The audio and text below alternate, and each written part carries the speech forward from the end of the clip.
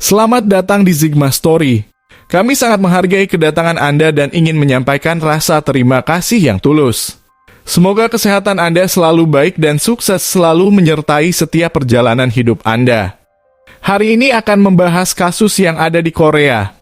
Tapi video ini dibuat dengan sederhana karena adanya pelindungan privasi wajah selaku korban dan pelaku yang ada di Korea, yang membuat saya kesulitan mencari informasi lengkap tentang wajah pelaku. Pada tanggal 13 Desember 2001 pukul 9 pagi, seorang petugas rumah sakit di Songpagu, Seoul menghubungi pos polisi Jamsil untuk melaporkan bahwa ada pasien yang sedang menjalani perawatan darurat tetapi mereka tidak bisa menghubungi keluarganya.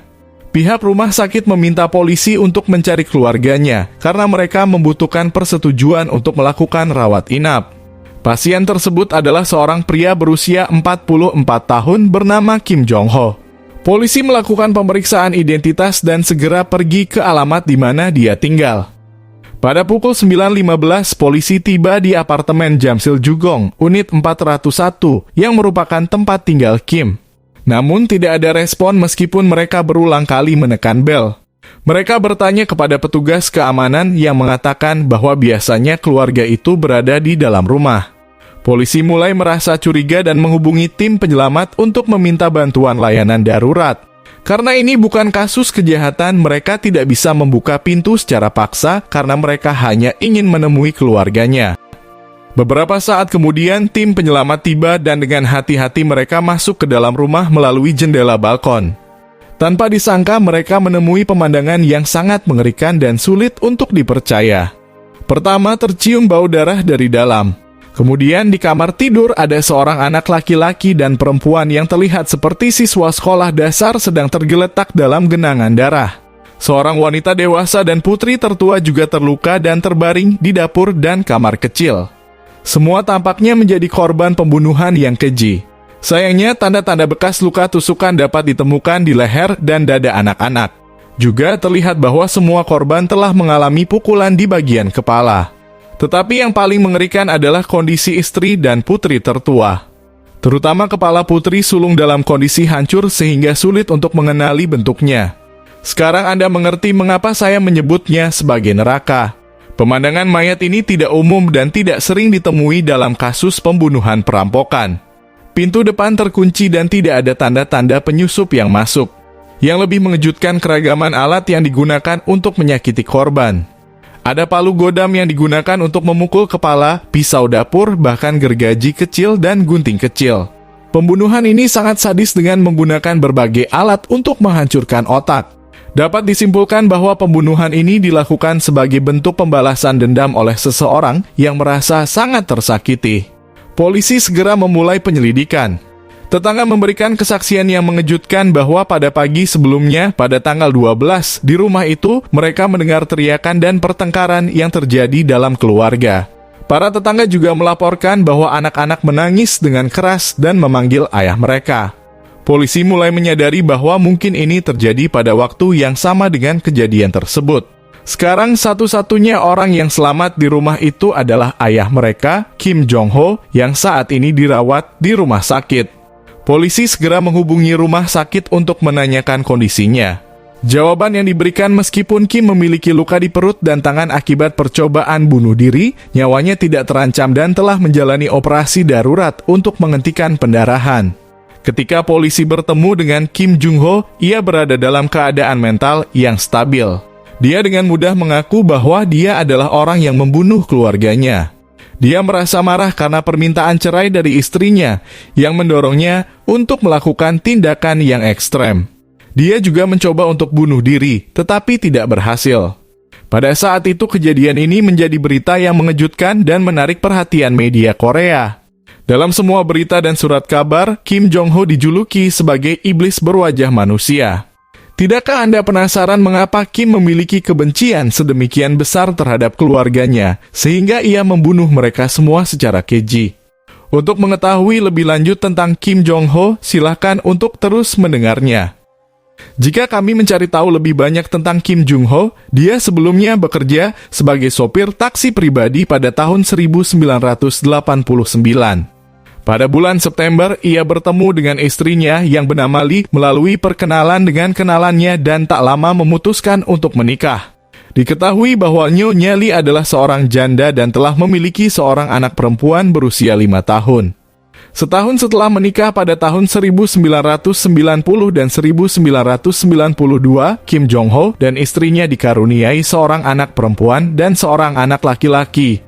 Dengan demikian, keluarga mereka terdiri dari 5 orang dan menjalani hidup bahagia.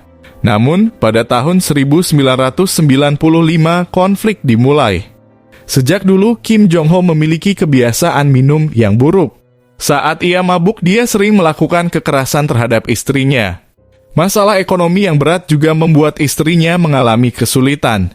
Pada siang hari ia mengantarkan yogurt dan pada malam hari ia bekerja di dapur sebuah bar sebagai seorang juru masak. Suaminya justru mencurigai istrinya yang sedang berjuang dengan rasa cemburu buta. Ia bahkan menyembunyikan pisau ketika istrinya pulang terlambat dengan tuduhan bahwa dia sedang berselingkuh. Tapi itu bukanlah akhirnya.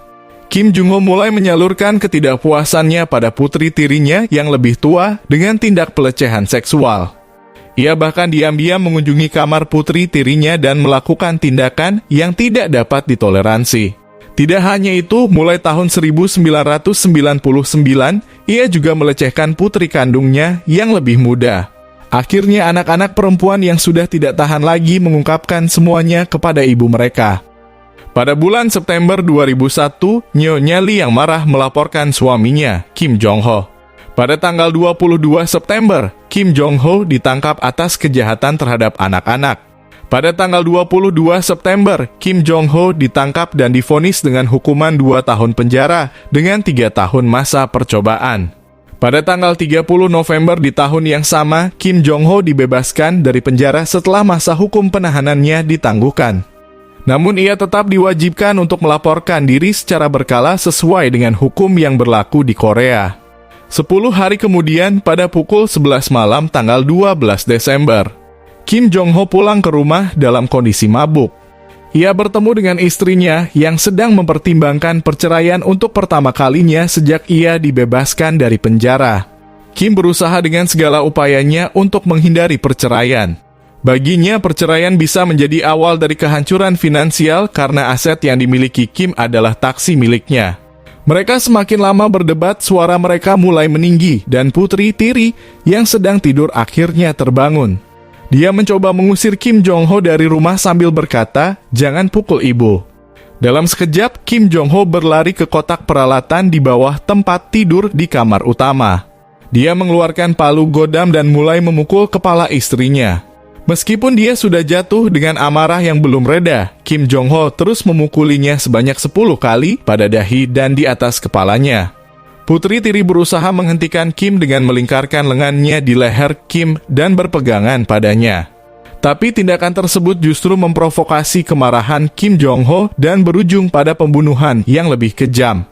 Wajahnya dipukul dengan keras sehingga ketika ditemukan, kondisi wajahnya dalam kondisi hancur hingga tidak dapat dikenali. Kim Jong-ho yang membunuh istri dan putri tirinya memasuki kamar tidur utama di mana putrinya yang duduk di kelas 5 dan putranya yang duduk di kelas 2 sedang tidur. Kim Jong-ho yang sudah merencanakan untuk bunuh diri menyadari bahwa membuat kedua anak yang tersisa menjadi yatim piatu bukanlah tindakan yang benar. Dalam pikirannya, Kim Jong-ho mulai merenung. Akhirnya, ia memutuskan untuk mencari jalan keluar yang lebih baik dan memilih untuk membunuh kedua anaknya dan mengakhiri hidupnya sendiri. Kim Jong-ho mengayunkan palu ke arah putri kecilnya. Dengan kejam ia memukul dengan begitu keras sehingga gagang kayu palu itu patah. Kemudian Kim Jong-ho menggunakan pemotong dan gunting kecil untuk membunuh putranya. Setelah membunuh istri dan ketiga anaknya, Kim Jong-ho segera meninggalkan rumah, naik taksi menuju Bundang dan melukai dirinya sendiri dengan menggunakan pisau kecil ke arah perut. Kemudian, berdasarkan laporan seorang penduduk, ia dibawa ke rumah sakit dan dipindahkan untuk mendapatkan perawatan darurat.